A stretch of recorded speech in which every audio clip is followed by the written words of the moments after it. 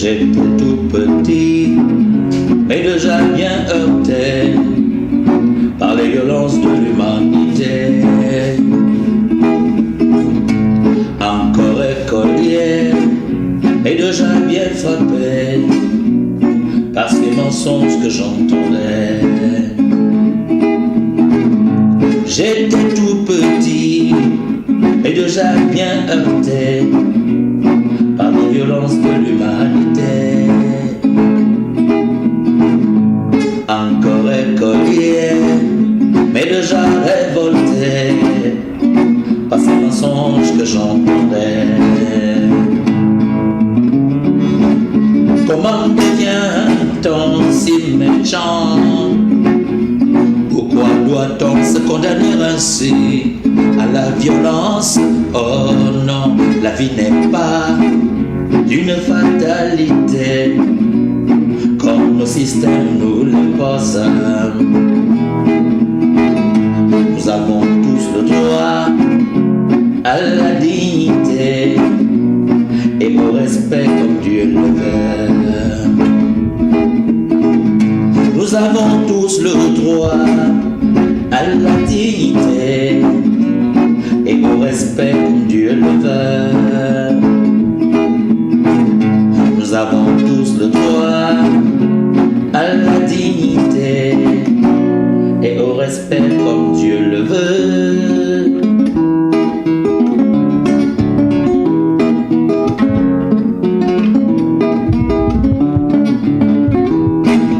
C'est le soleil qui tourne autour de la terre, c'est bien le soleil qui tourne autour de la terre. C'est le soleil qui tourne autour de la terre, c'est bien le soleil qui tourne autour de la terre. Il se lève à l'est et se couche à l'ouest, illumine l'univers et anime la vie. Il se lève à l'est et se couche à l'ouest, illumine l'univers et entretient la vie. Il tourne, il tourne, il tourne, il tourne autour de la terre. Il a sacrifié son existence pour le monde. C'est le soleil qui tourne autour de la terre. Dieu dans le soleil tourne autour. Wayo, waya, wayo. Wayo, waya, wayo, yo, yo, yo, na, na, na, na.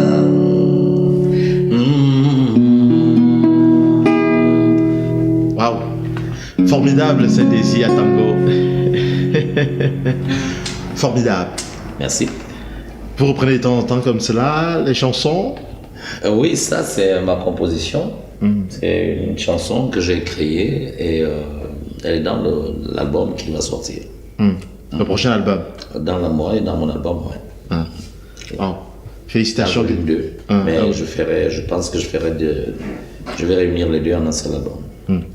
Voilà, c'est le plus important. Maintenant, je voudrais qu'on aborde une question essentielle. Je suppose que vous avez vécu également les élections présidentielles organisées au Cameroun, l'élection présidentielle organisée au Cameroun, et avec le chef de l'État, Paul Biya, son Excellence Paul Biya, qui rempile pour un nouveau mandat. Quel regard portez-vous sur ces élections qui ont été d'ailleurs contestées, dont le résultat a été contesté parce qu'il y a eu le président du parti politique MRC qui contestait les résultats? Oui, ça relève un peu du drame africain. Le drame africain est là, quoi. Nous devons apprendre à reconnaître que nous avons encore beaucoup de chemin à faire. Et nous avons beaucoup de travail à faire. Beaucoup de travail parce que tel que les élections se sont passées, ceux qui voyagent savent très bien que personne d'autre ne pouvait les gagner que le président Biya. Bon, moi je connais l'extrême nord. Il y a moins de personnes en ville que dans les campagnes. L'extrême nord, c'est du grand monde dans les villages de campagne. C'est là-bas. Ceux qui se contentent du centre-ville, de la ville, en se disant qu'ils ont... non, c'est pas... Bon, bref, je ne reviendrai pas là-dessus, puisque, vous le savez, le président du MRC lui-même a compris qu'il ne fallait pas insister. Je pense que c'est pour ça qu'il a raccroché ses revendications. Mais il faut noter plutôt les enseignements. Les enseignements, est-ce qu'on va toujours tomber? Est-ce qu'on va toujours tomber? On peut toujours éviter des chutes. On peut éviter des chutes. Et pour éviter des chutes, il faudrait que chacun de tous ces grands événements nous apporte des leçons et tirer des conséquences. Voilà, tirer des conséquences de ces leçons-là. La gouvernance camerounaise est-elle acceptée par tous les Camerounais? La gouvernance mondiale est-elle acceptée par tous les citoyens du monde? Vous savez qu'il y a toujours des contents et des mécontents. C'est comme ça, tant qu'il n'y a pas un enseignement qui convainc tout le monde. C'est possible qu'un enseignement convainc tout le monde. Personne n'aime la mort. Par exemple, si on va dans un enseignement qui amène chacun à pouvoir se dire « je vais vivre heureux sur terre » et ne pas avoir peur de la mort, il faudrait déjà donc d'abord expliquer le phénomène. C'est-à-dire quand il y a une naissance, c'est joyeux. Et quand il y a une naissance, obligatoirement, il y aura la mort. Il y aura le départ. On arrive et on part. Il faudrait qu'on arrive à se hisser au niveau de celui qui ne pleure pas quand l'autre s'en va. C'est une liberté absolue de ne plus être soumis à la vie de ce bas monde. Donc, on doit d'abord vaincre ça, vaincre la peur de la mort. Bon. À ce moment-là, on ne va plus jeter des gens dans la rue pour aller se faire tuer, parce qu'on comprendra que la mort, on peut punir les autres par la mort, c'est insensé. C'est le chemin où tout le monde part. C'est même du gaspillage, c'est du gaspillage d'énergie. Donc, à partir du moment où on aura rassemblé tous ces éléments-là, tous ces éléments moraux qui ne sont pas, enfin ce confort moral qui n'est pas à négliger, je pense qu'on pourra donc dire que nous sommes unis. Bon, ça me fera parler de la crise anglophone. Oui, naturellement, au sujet de la crise anglophone, cette crise qui secoue les parties anglophones du pays, des crises anglophones, que pensez-vous de cette crise-là? Est-ce que vous avez des personnes qui ont été victimes peut-être de cette crise? C'est sûr que on connaît des gens qui sont tombés. On a entendu des familles pleurer parce qu'on a ramené le corps de leur fils soldat qui est tombé là-bas, ou une bonne dame qui était interceptée, qui s'est retrouvée la tête tranchée. Il y a eu des abominations comme ça. C'est pour ça que je dis qu'il faut tirer des conséquences de tous ces événements malheureux, de tous ces événements-là, comme celui des réclamations pendant les élections présidentielles. Il faut tirer des leçons. Et moi, je dis, à ce moment-là, puisqu'on parle de la crise anglophone, ce n'est que le début. Il ne faut pas avoir peur, parce qu'il vaut mieux savoir ce qui va se passer que d'avoir peur. Ce qui va se passer, c'est des revendications. Parce que la conscience de chacun se réveille. Comment ça le début? Quand vous parlez de début, c'est-à-dire que nous ne sommes pas à la fin de la crise? La crise anglophone, ça fait plus de 2 ans que ça dure. Peut finir, mais il y en aura d'autres qui vont commencer. Il y en aura d'autres qui vont commencer. Moi, je vous dis, de plus en plus, on n'a pas fait attention, on a fait un peu fi des réclamations d'Onambele Zibi. Parce qu'à un moment donné, c'est arrivé, les gens ne s'attendaient pas à ça. Mais les grandes villes de Yaoundé, que ce soit Douala, les grandes villes du Cameroun, excusez-moi, que ce soit Douala, Yaoundé, Bafoussam, Bertois, Bangante, Garoua, Bamenda, Boya, toutes ces grandes villes ont des autochtones, et ces autochtones ont des problèmes. Les problèmes de ces autochtones, c'est que la ville nous a trouvés et nous a tout pris. Nous n'avons pas appelé la ville.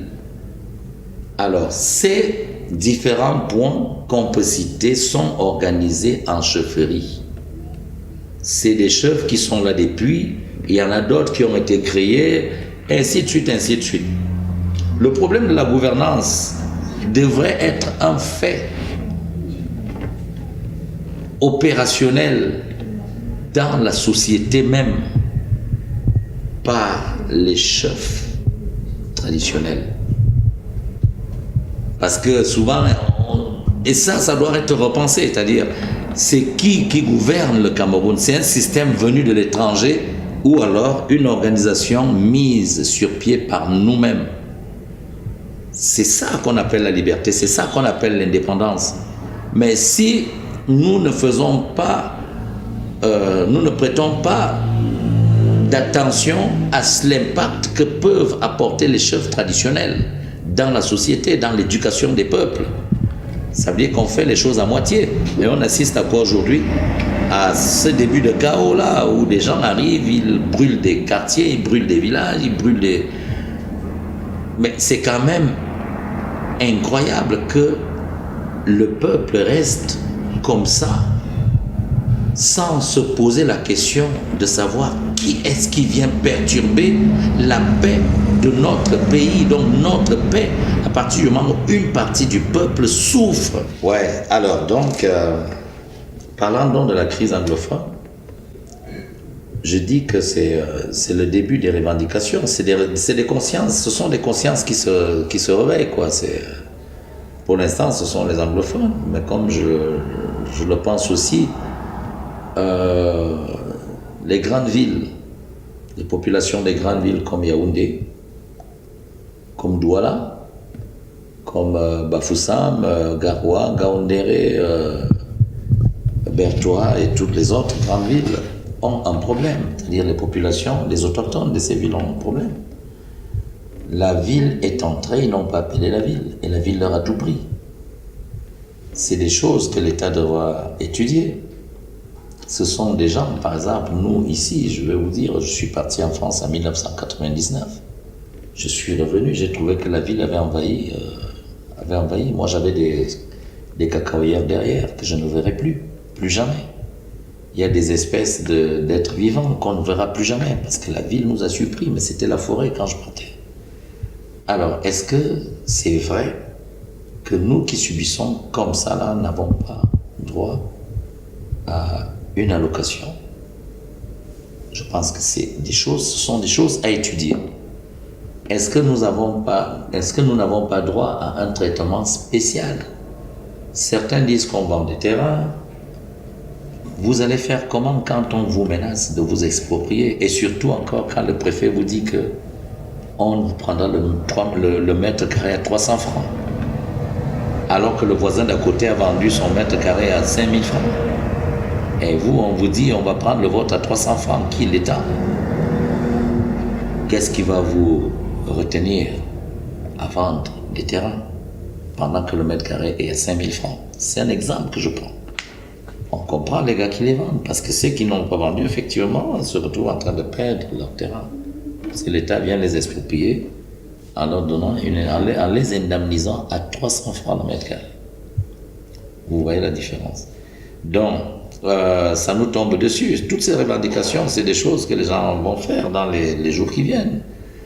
Et quand on va réfléchir en profondeur, M. Nambézé Zibi n'a jamais eu tort. C'est tout simplement parce que les gens ne l'ont pas bien écouté, et, en toute conscience, quoi. Et ceux qui vont revenir sur ces déclarations verront qu'il avait entièrement raison.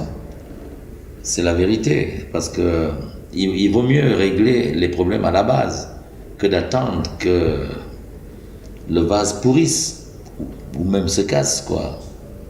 Et là, c'est faire des choses quand il est trop tard. Il faut penser que, comme je viens de dire, les grandes villes du Cameroun sont organisées. Cette organisation-là, des chefferies, des chefs de groupement, des chefs ainsi de suite, il y a des sultans, il y a autres. Qu'est-ce qu'ils doivent, quel est vraiment leur rôle? Pourquoi leur rôle doit être secondaire? Il faut rediscuter ça. Il faut le redébattre. C'est des chefs, c'est des chefs, ce sont des chefs. Et alors, plus précisément, le cas de Yaoundé. Yaoundé est la capitale du Cameroun, mais Ça fait en sorte que Yaoundé n'appartienne plus aux autochtones de Yaoundé. Mais qu'est-ce qu'on a fait pour eux? Et on est arrivé à Yaoundé, on trouve un royaume en place. Qui ont les colons quand ils sont arrivés? On trouve, donc toutes ces choses-là devraient être repensées, devraient être réorganisées. C'est pour ça que j'ai parlé de la réorganisation de la gouvernance camerounaise par les Camerounais eux-mêmes. Il faut qu'on fasse des choses qui nous reviennent et qui nous concernent nous-mêmes. C'est à nous de les faire. C'est à nous d'organiser notre gouvernance, de savoir que, au Cameroun, il y a le royaume de Yaoundé, il y a le royaume de Bafoussam, il y a le royaume de tant, et maintenant voir comment nous allons décider de nos choses, au lieu de prétendre être indépendants alors qu'on copie tout ce qui vient de l'extérieur. On nous impose des ordres de Washington, on nous impose des ordres de Paris, alors qu'on dit qu'on ne veut plus la France-Afrique, on nous impose même la monnaie qu'on doit utiliser alors que nous prétendons que nous sommes indépendants. Toutes ces choses, c'est au peuple de décider le changement. C'est au peuple de décider le changement, pas dans la violence.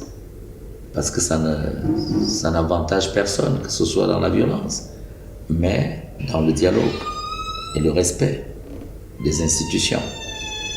Donc, le peuple doit revendiquer ce qu'il a revendiqué, l'État doit passer des revendications du peuple aussi au crible, à l'analyse, à l'écoute et prendre les décisions appropriées. C'est pas forcément la répression armée qui doit jouer, même si nous devons nous défendre avec la plus grande énergie pour la souveraineté de notre pays. Est-ce que l'Église a-t-elle véritablement joué son rôle en ce qui concerne la crise anglophone? Moi, j'ai trouvé, je vous le dis ouvertement, j'ai trouvé la position du cardinal Toumi assez spéciale et avec beaucoup d'interrogations. Je pense que le rôle de l'Église, c'est d'apaiser. Le rôle de l'Église, c'est d'appeler au dialogue, à l'amour et au cesser les armes. Bon. Surtout une Église catholique qui est solidement implantée en zone anglophone. Je pense que ce que l'Église doit défendre en premier, c'est la stabilité et l'amour, la paix, la dignité, la paix. L'Église doit davantage refuser la scission, ne pas aller dans le sens de la scission. Parce que Jésus-Christ n'est pas venu de diviser les hommes ou encourager les hommes vers la division en faisant du chantage ou des réflexions à l'État. Non.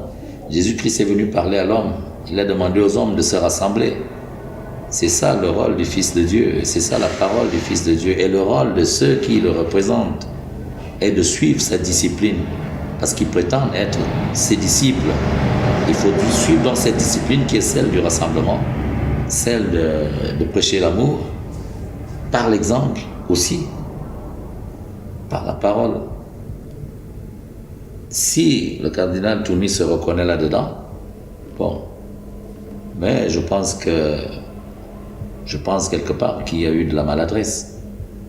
Parce que quand on joue franc jeu, un patriarche comme celui-là aurait déjà mis un terme à cette guerre. Mais c'est vrai aussi qu'il ne faut pas tout le temps donner du tort. C'est des personnes comme nous, comme les autres, qui ont leur faible, quoi. Le problème, c'est au peuple de s'organiser. Le problème, c'est au peuple de demander dans la paix, dans la dignité, dans le respect des institutions, et à l'État d'écouter, de rassembler, de débattre et de trouver les solutions qu'il faut. C'est cela. Voilà. Parce qu'en fait, il faut accepter, il faut reconnaître que le Cameroun nous a trouvés. Nous, on était déjà là avant que le Cameroun arrive. On était déjà là, nos ancêtres étaient déjà là. Donc le Cameroun est arrivé, mais le Cameroun ne doit pas faire qu'on s'entretue. S'il y a quelque chose qui ne va pas et que nous voulons garder notre Cameroun, nous devons discuter, nous devons débattre. Mais moi, j'appelle vraiment tous les Camerounais à la réflexion. Nous devons dès aujourd'hui réfléchir, savoir comment est-ce possible que des fils d'un village brûlent leur propre village. Comment est-ce possible que les fils d'un village détruisent leurs infrastructures construites par leurs ancêtres? C'est pas sérieux. On ne peut pas répondre favorablement à ces questions-là. Pour conclure dans cet entretien, moi je lance un vibrant appel à tout le peuple camerounais, à la solidarité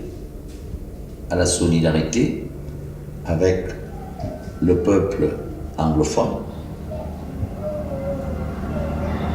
Parce que nous ne croyons pas que ce sont vraiment les vrais fils du pays qui détruisent leur pays comme ça. C'est pas normal. Il y a quelque chose qui ne va pas là-bas.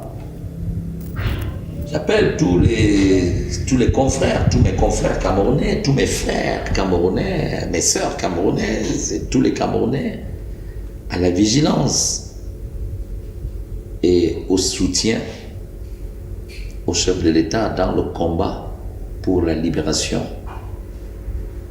des territoires anglophones. Parce qu'il y a beaucoup de mécénariat là-dedans. Donc nous devons dès aujourd'hui pouvoir nous rassembler, pouvoir nous retrouver pour réfléchir sur l'avenir de notre peuple et ce qui est en train de se passer là-bas.